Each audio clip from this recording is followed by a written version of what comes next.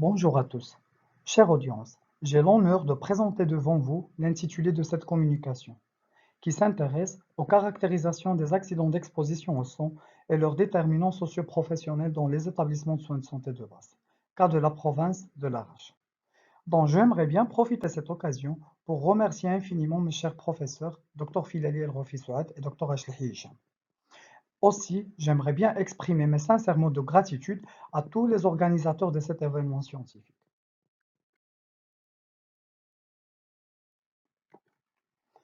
Alors, le plan de ce travail se déroulera comme suit. Tout d'abord, on va commencer avec une introduction, matériel et méthode, résultats, discussion et enfin, conclusion et référence.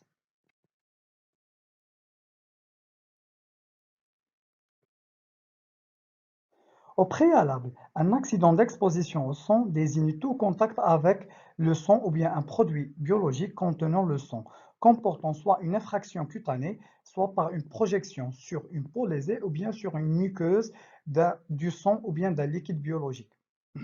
La gravité de risque de transmission d'un agent infectieux lors d'un AES concerne l'ensemble des germes véhiculés par le son, soit un virus, soit une bactérie, champignon ou bien un parasite. Mais le VIH, le virus d'hépatite B et le virus d'hépatite C représentent la plupart des cas d'infection professionnelle décrits dans la littérature.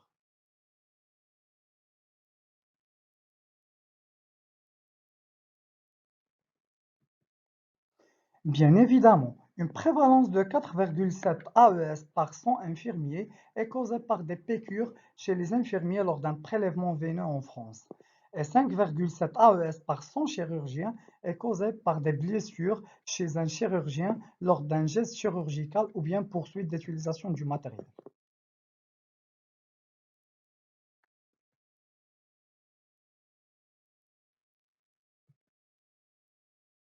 Cependant, l'existence de certains facteurs liés à la spécificité hospitalière augmente le risque professionnel infectieux par l'exposition aux produits biologiques, par exemple le sang dans notre cas. Par exemple, l'absence de la vaccination contre l'hépatite B, la méconnaissance des statuts sérologiques des patients et la surcharge de travail reflètent les contraintes ergonomiques les plus significatives dans le milieu de soins, qui favorisent la survenue des AES.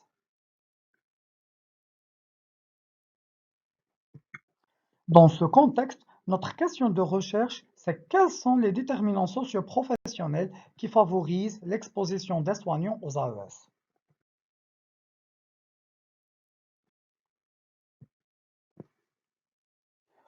Alors, les aspects méthodologiques de la réalisation de ce travail se basent sur une étude transversale et descriptive a été réalisée dans une période d'un mois, dès le 1 février au 1er mars, au niveau des établissements de soins de santé de base résidant dans la délégation de l'Arrache qui se situe au nord du Maroc. Ces établissements regroupent deux centres hospitaliers et 25 centres de santé urbains et ruraux. Pour réaliser cette étude, nous avons collecté les données à l'aide d'un questionnaire anonyme destiné à l'ensemble de staff professionnels selon les différentes catégories professionnelles: médecins, chirurgiens, spécialistes, pharmaciens, sages-femmes, infirmiers et techniciens de soins de santé, dont on a collecté 102 réponses. Dans cette partie, on va présenter nos résultats.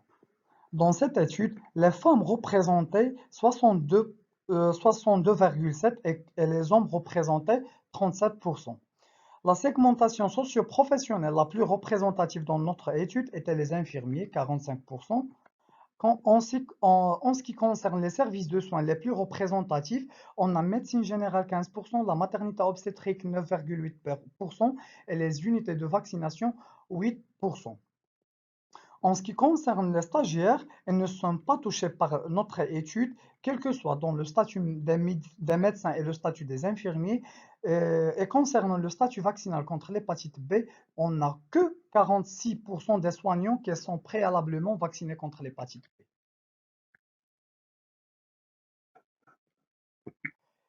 Généralement, les mécanismes de survenue des AES selon notre étude, c'est la piqûre instrumentale qui représente 53%, les projections cutanées 38%, alors que les projections muqueuses ne représentent que 9%.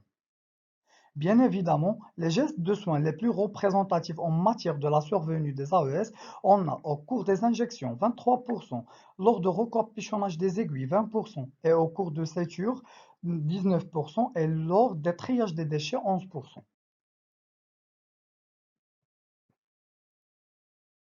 À noter que nous avons relevé qu'au moment de l'AES cutaneo muqueuse, 46% des victimes portaient des gants, cependant que les autres équipements de protection individuelle sont en situation de manque dans la plupart des services de soins. Alors, en ce qui concerne le système de prise en charge des AES, on a 88% des répondants ne connaissent pas les statuts sérologiques de leurs patients.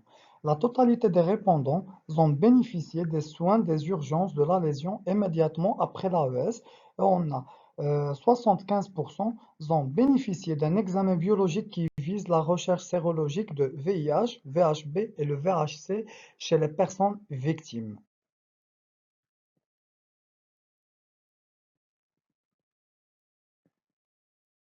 En revanche, dans le milieu hospitalier, il existe divers facteurs intrinsèques et extrinsèques qui favorisent la survenue des AES. Dans notre étude, on trouve que le facteur psychologique, 43% des répondants souffrent d'un épuisement professionnel.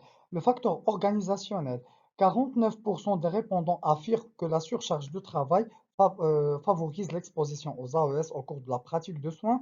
Et on a 64% des répondants se faire face aux pratiques de soins avec une contrainte du matériel inadapté. Et on a le facteur technique, 32% des répondants réclament que les seringues ne sont pas praticables et de mauvaise qualité.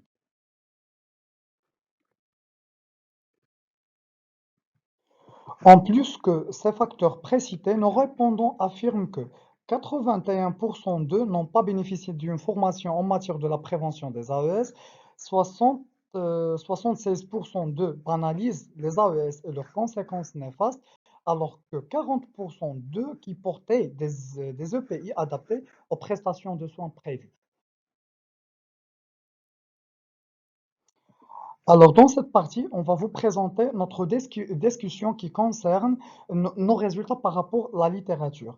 Selon nos résultats, on a constaté que les AES dans les établissements de soins de santé peuvent toucher l'ensemble des opérateurs, quel que soit le service du travail, l'âge des travailleurs et l'horaire de travail, ce qui a déjà entamé par l'hierarchie en 2008.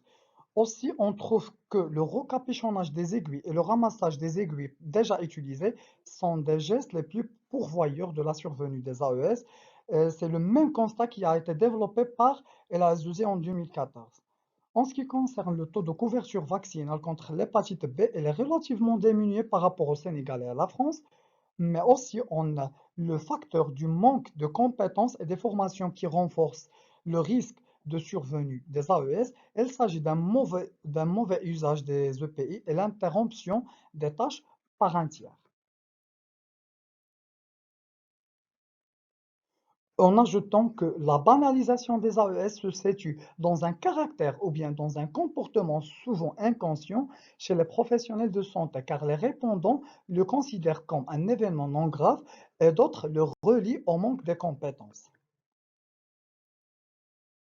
Alors, pour conclure, la plupart des accidents d'exposition au son sont évitables par l'application des précautions standards, d'où la nécessité d'impliquer tous les acteurs de la structure pour minimiser ce fléau.